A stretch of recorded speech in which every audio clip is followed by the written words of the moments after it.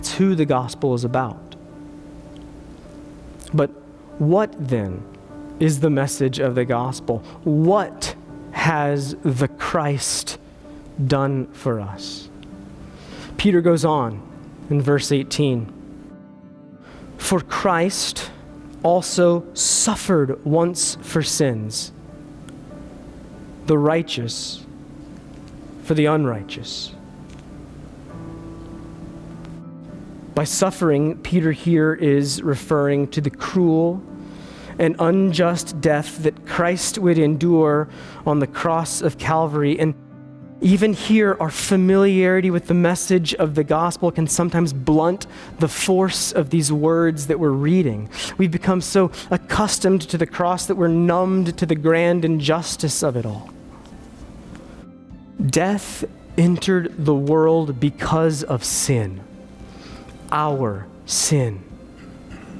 And because all have sinned, all must die. The dust from which we were created waits ready to reclaim our flesh when the last breath has gone from our lungs. And that is right. And that is good. And so, yes, death is a sad reality, but it's also a very common reality. All men who have ever lived deserve to die.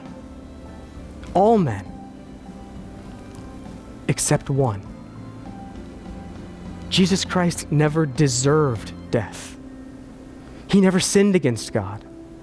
He never violated God's laws. He never violated God's character. He never gave in to temptation. If death is the wages of sin, then Jesus Christ never earned 1 cent of the cross. And yet it was for death that he came in the flesh. This was his purpose in coming. It's the reason he set aside the glory of heaven. When Paul is trying to explain the mystery of the Christ to the Philippians, he says that he took on the form of a servant. Being born in the likeness of men and being found in human form, he humbled himself by becoming obedient to the point of death, even death on a cross.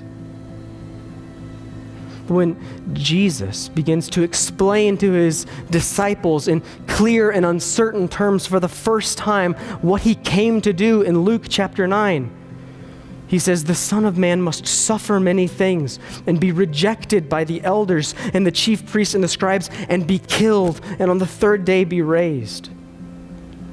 This is the message of the gospel. This is what we carry. This is what we believe. That the most holy God, he who existed in perfect, sinless righteousness, out of compassion for you, out of mercy for you, out of love for you, humbled himself to become like you. And even though he had never violated God's law, he suffered under the punishment of God's law. The author of life bearing the full weight and penalty of death's sting.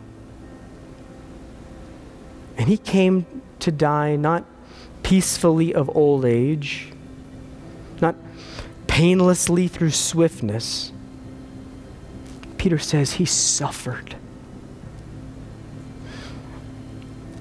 The one who deserves every word of worship being jeered and mocked and belittled.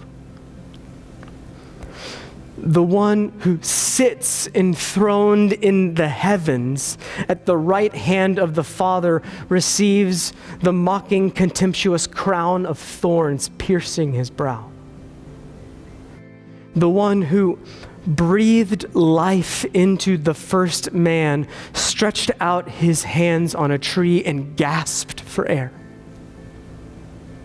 And the one who perfectly fulfilled every single one of his Father's commands endured the pain of all of his Father's wrath. Death for sins that he had never committed, but would perfectly atone for your sins and my sins. As the hymn so poignantly reminds us, behold the man upon a cross, my sin upon his shoulders.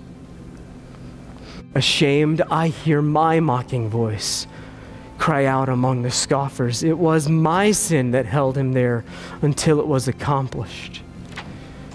His dying breath has brought me life. I know that it is finished. And it is finished.